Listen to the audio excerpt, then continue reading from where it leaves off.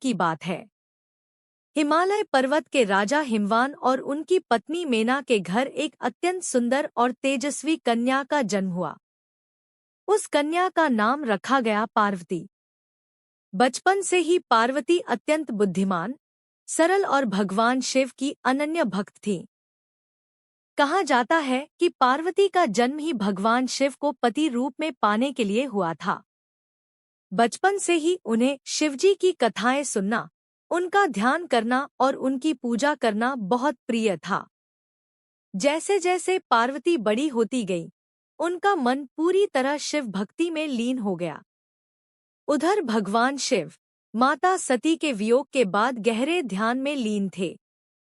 वे संसार से पूरी तरह विरक्त होकर कैलाश पर्वत पर तपस्या कर रहे थे। किसी भी प्रकार के मोहमाया से दूर वे योगी जीवन जी रहे थे। देवताओं को चिंता होने लगी, क्योंकि एक असुर तारकासुर ने घोर तप करके वरदान प्राप्त कर लिया था कि उसे केवल शिव पुत्र ही मार सकता है। लेकिन शिवजी तो तप में लीन थे और विवाह करने का कोई विचार नहीं था।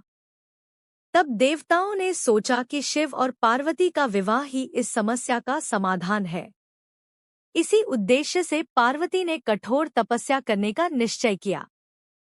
उन्होंने जंगल में जाकर वर्षों तक कठिन तप किया, कभी फल खाकर, कभी पत्ते खाकर और कभी बिना भोजन के ही तप करती रहीं।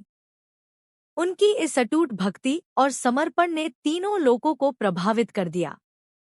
भगवान शिव ने पार्वती की परीक्षा लेने का निश्चय किया।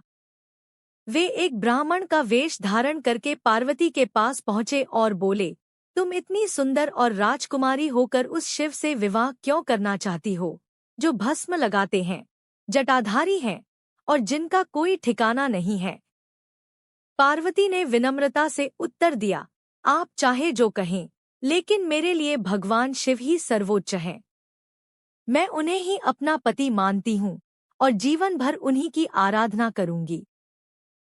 पार्वती की यह अटूट श्रद्धा देखकर भगवान शिव अत्यंत प्रसन्न हुए।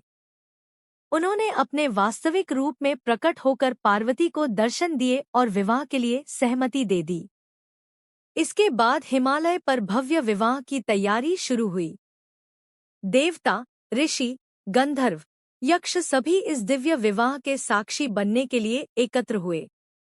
भगवान शिव की बारात अद्भुत थी। इसमें भूत प्रेत, गण और योगी शामिल थे। शिवजी स्वयं बैल नंदी पर सवार होकर आए। जब पार्वती की माता मीनानेशा